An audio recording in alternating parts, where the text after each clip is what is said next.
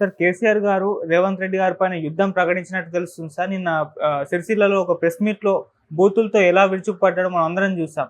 So, మరి ఇప్పుడు కేసీఆర్ గారు ఫుల్ యాక్టివ్‌గా ఉంటారా పాలిటిక్స్‌లో? మరి ఇప్పుడు ప్రాబ్లమ్ ఏంటి మరి దీంతో కాంగ్రెస్ పార్టీకి అసలు? కేసీఆర్కి సంబంధించి ఒక ఆందోళన అయితే బీఆర్ఎస్ ఎంపీ క్యాండిడేట్లో ఉంది. ఈయన వచ్చి మనకు ప్రచారం చేస్తాడా లేదని. ఒకటేందంటే ఆయనకు ఆరోగ్యం సరిగా లేదు.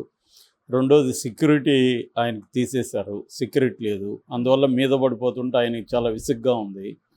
ఎందుకంటే ఆ ఏజ్లో ఉన్న వాళ్ళకి జనం వచ్చి మీద పడడం అదంతా ఖచ్చితంగా విసుగ్గా ఉంటుంది. మూడోది ఏంటంటే మంచి ఎండలు.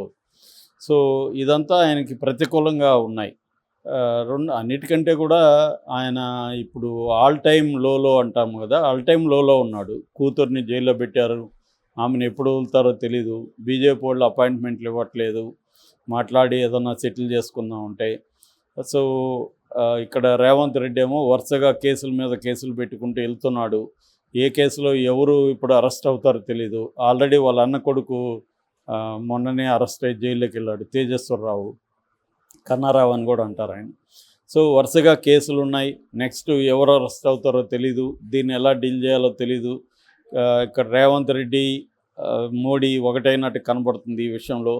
ఇలాంటి ఒక అనేకమైన ప్రతికూల అంశాల మధ్య కేసీఆర్ ఉన్నాడు. పర్సనల్ కావచ్చు, పొలిటికల్ కావచ్చు, లీగల్ కావచ్చు. ఈ మూడు ఫ్రంట్లలో కూడా ఆయన ఆల్ టైమ్ లోలో ఉన్నాడు. అయినా కూడా నిన్న చూసినప్పుడు కేసీఆర్లో మళ్ళీ ఒక పాత కేసీఆర్ కనిపించాడు చాలామందికి. ఎందుకంటే ఆయనకి తెలంగాణ సమాజం మీద ఉన్న పట్టు, అంటే తెలంగాణ వాటర్ కావచ్చు, పవర్ కావచ్చు, అనేక ఎనీ రిసోర్సెస్ కావచ్చు, కల్చర్ పరంగా కావచ్చు, ఆయనకున్న పట్టు ఎవరికి ఉండదు. ఆ స్థాయిలో పట్టు ఉన్న వ్యక్తి. సో ఆయన నిజంగా రంగంలో దిగి ఆయన కానీ పోరాటం మొదలు పెడితే ఖచ్చితంగా కాంగ్రెస్కి ఇబ్బంది. కానీ అది కన్సిస్టెన్సీగా చేస్తాడా లేదనేది క్వశ్చను. వచ్చేసి వెళ్ళిపోయి మళ్ళీ గ్యాప్ తీసుకొని ఇవన్నీ జరిగితే మాత్రం కాంగ్రెస్కి పెద్ద ఇబ్బంది లేదు. కానీ నిన్న ఆయన ఇది మాత్రం ఖచ్చితంగా ఇంపాక్ట్ఫుల్గానే ఉన్నిందని చెప్పాలి. ఆయన బూతులు అనేది పక్కన పెడితే, ఆయన బూతులు వచ్చి ఆయన ఫ్రస్ట్రేషన్ని తెలియజేస్తుంది. ఇవి పక్కన పెడితే ఆయన రైతుల తరపున, అట్లాగే చేనేత కార్మికుల తరపున, మిగతా ప్రజల తరపున నిన్న మాట్లాడింది అయితే ఖచ్చితంగా ఒక మంచి పరిణామం చెప్పాలి. ఎందుకంటే ప్రజాస్వామ్యంలో ప్రతిపక్ష పాత్ర చాలా చాలా ఇంపార్టెంట్. ప్రభుత్వం ఎంత గొప్పగా పరిపాలించినా వాళ్ళ అలసత్వం కావచ్చు, ఇవాళ ఉన్న కాంటెక్స్లో ప్రభుత్వం ప్రజలకు ఎంత చేయాలో దానికంటే ఎక్కువగా తమకు ఏం చేసుకోవాలనే దాని మీద ఫోకస్ చేస్తారు. ఎందుకంటే ఇవాళ ఎన్నికలే కాస్ట్లీ అయిపోయినాయి కాబట్టి ప్రతి ప్రజాప్రతినిధి తను దిగిపోయే లోపల 100 కోట్లు 1000 కోట్లు సంపాదించుకునే దాని మీద ఫోకస్ చేస్తారు. సీఎంగా దగ్గర నుంచి, మామూలు మంత్రుల దగ్గర నుంచి, కార్యకర్తల వరకు తమ పార్టీ అధికారంలో ఉన్నప్పుడు సంపాదించుకోవాలనే దాని మీద ఫోకస్ ఉంటుంది.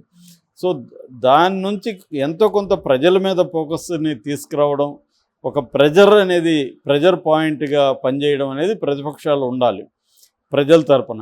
ఎందుకంటే ప్రజలు యునైట్ అయ్యి ఫైట్ చేయడం అనేది వెరీ వెరీ డిఫికల్ట్. అందుకని ప్రతిపక్షాలు ఆ రోల్ ప్లే చేయాలి. ఆ రోలు ఈయన స్టార్ట్ చేశారు నిన్న. సో నిన్న ఆయన సిరిసిల్ల దగ్గరికి వెళ్ళి వరి రైతులకు సంబంధించిన ఎండిపోయిన పంట చూడడం, పరామర్శించడం చేశాడు. ఆ కాంటెక్స్లో ఆయన తీవ్ర విమర్శలు చేశాడు. సో అందులో ఆయన ప్రధానంగా మాట్లాడింది పంటలకు సంబంధించి. మొత్తం దాదాపు 20 లక్షల ఎకరాల్లో పంటలు ఎండిపోయినాయని ఆయన అంటున్నాడు. ఎకరాకి 25,000 ఇవ్వాలని కూడా డిమాండ్ చేస్తున్నాడు. 200 మంది రైతులు ఈ 3 నెలల్లో ఆత్మహత్య చేసుకున్నారు అనేది కూడా ఆయన చెప్పారు. సో పంటలకి ఇది ఈ కరువు రావడం అనేది కాలం తెచ్చిన కరువు కాదు, ఇది కాంగ్రెస్ తెచ్చిన కరువు అని కూడా ఆయన మాట్లాడారు. అంటే ఇది మ్యాన్ మేడ్ డ్రాట్ తప్ప ఇదేదో ప్రకృతి రాలేదు అనేది ఆయన మాట్లాడి, దీనికి కారణం ఏమంటే వాళ్ళు ప్లాన్ చేసుకొని వాటర్ వదలలేదు అనేది ఆయన విమర్శించాడు. వీళ్ళకి ఏమీ తెలియదు, ఈ రేవంత్ రెడ్డి అనేవాడికి, ముఖ్యమంత్రికి ఏం విషయాలు తెలియకుండా మిడిమిడి జ్ఞానంతో చేస్తున్నాడు.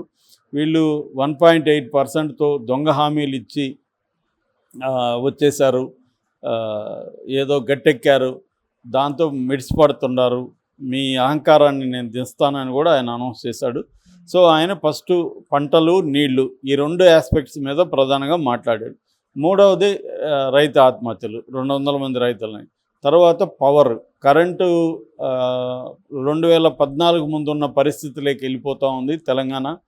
ఆ, మా మీద కరెంటుకి సంబంధించి కొనుగోళ్ళు వాటి మీద మాట్లాడుతున్నారు. ఇప్పుడు పవర్ కరెక్ట్గా అందించడం మీద ఫోకస్ చేయట్లేదు. ఈవెన్ హైదరాబాద్లో కూడా వాటర్ స్కార్సిటీ పెరుగుతూ ఉంది, బెంగళూరు అయ్యే అవకాశం ఉంది.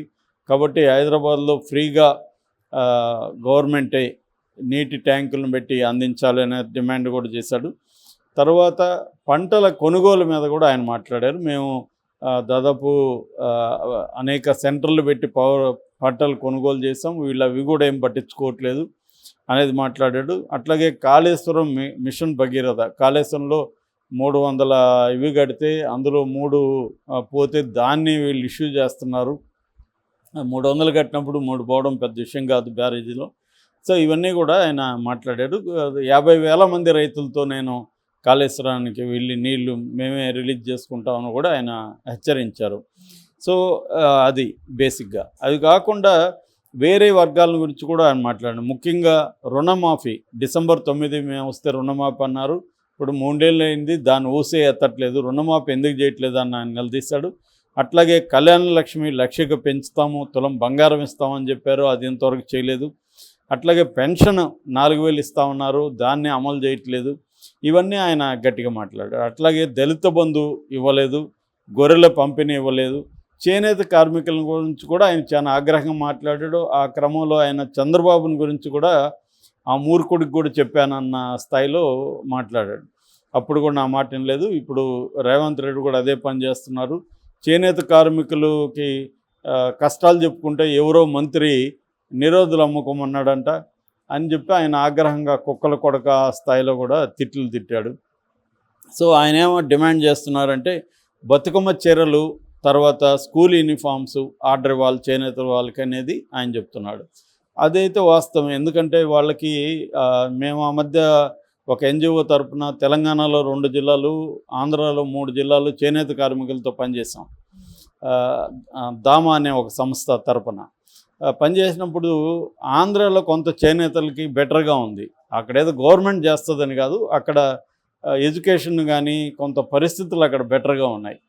ఆ ఏరియాలో మేము చేసిన కృష్ణా గుంటూరు ఆ ఏరియాలో 100 ఏళ్ళ నుంచి స్కూల్ ఉండడం, దానివల్ల వాళ్ళ పిల్లలు చదువుకోవడం, ఫీజు రింబర్స్మెంట్ వర్కౌట్ అవ్వడం, దీనివల్ల వాళ్ళకి నెక్స్ట్ జనరేషన్ పిల్లలంతా కూడా ఎంబీఏ ఇంజనీరింగ్ అలా వెళ్ళిపోయారు. కాబట్టి వాళ్ళు కొంత కంఫర్టబుల్గా ఉన్నారు. ఇక్కడ చాలా కష్టాల్లో ఉన్నారు. దామా లాంటి ప్రైవేటు సంస్థల వల్ల వాళ్ళు బతుకుతున్నారు తప్ప గవర్నమెంట్ అప్పుడు కూడా ఆదుకోలేదు. కేసీఆర్ ఇప్పుడు అంటున్నాడు కానీ మేము వెళ్ళింది కేసీఆర్ గవర్నమెంట్ అప్పుడే. అప్పుడు కూడా వాళ్ళకి మాకు స్కూల్ యూనిఫామ్ లేదు, ఇవన్నీ జరగలేదు. బతుకమ్మ చీరలు కూడా వీళ్ళు సూరత్లో చీప్గా కొనుక్కొచ్చారని కూడా వాళ్ళు విమర్శించారు. అప్పుడు కూడా అదే ప్రాబ్లమే. సో ఇప్పుడు కూడా అదే ప్రాబ్లం ఉందనేది చెప్తున్నాడు. అదైతే ఖచ్చితంగా రేవంత్ రెడ్డి అడ్రస్ చేయాల్సిన అవసరం అయితే ఉంది. సో అట్లాగే గొర్రెలు పంపకం కూడా చేయట్లేదనేది ఈయన విమర్శించారు.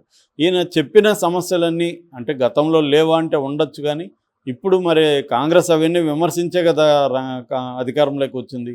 కాంగ్రెస్ అయితే ఖచ్చితంగా అడ్రస్ చేయాల్సిన అవసరం అయితే ఇవన్నీ ఉన్నాయి. సో ఇదొక రకంగా మంచి పరిణామం అని చెప్పచ్చు. అంటే కేసీఆర్కి ఎదురులే అంటే రేవంత్ రెడ్డికి ఎదురులేని పరిస్థితి కనబడుతుంది. ఎందుకంటే బీఆర్ఎస్ నుంచి ఎక్కువ మంది కాంగ్రెస్లోకి వెళ్ళిపోవడం, బీఆర్ఎస్లో సీట్ ఇచ్చిన వాళ్ళు కూడా వెళ్ళిపోయారు, సీటు తీసుకోవడానికి భయపడుతున్నారు. ఆ స్థాయిగా పొలిటికల్గా ఒక పార్టీగా అది చాలా క్రైసిస్ ఎదుర్కోవడం వల్ల రేవంత్ రెడ్డి ప్రభుత్వం మీద పాలన మీద ఫోకస్ తగ్గిందనే విమర్శ అయితే స్టార్ట్ అయింది. నిన్న కూడా ఎవరో చేశారు, ఎండల్లో రైతుల దగ్గర కేసీఆర్ తిరుగుతుంటే తను ఏసీలో కూర్చొని క్రికెట్ ఎంజాయ్ చేస్తున్నాడని 2 ఫోటోలు పెట్టారు. అది చూడకూడదని కాదు, కానీ అంటే కరువు ఉన్నప్పుడు దాని మీద అడ్రస్ చేయడం, దానికి సంబంధించి రెడ్రెసల్ కార్యక్రమం తీసుకోవడం, ఇవన్నీ కేసీఆర్ మన ప్రజల దృష్టికి, మీడియా దృష్టికి తేవడం అనేది మంచి పని యాక్చువల్గా. దాన్ని మరి వీళ్ళు ఇప్పుడు కేసీఆర్ని ఆయన మనల్ని బూతులు తిట్టాడు కాబట్టి వీళ్ళు కూడా బూతులు తిడతా టైంపాస్ చేస్తారా, లేకపోతే ఆయన తీసుకొచ్చిన ఇష్యూల మీద స్పందిస్తారనేది చూడాలి.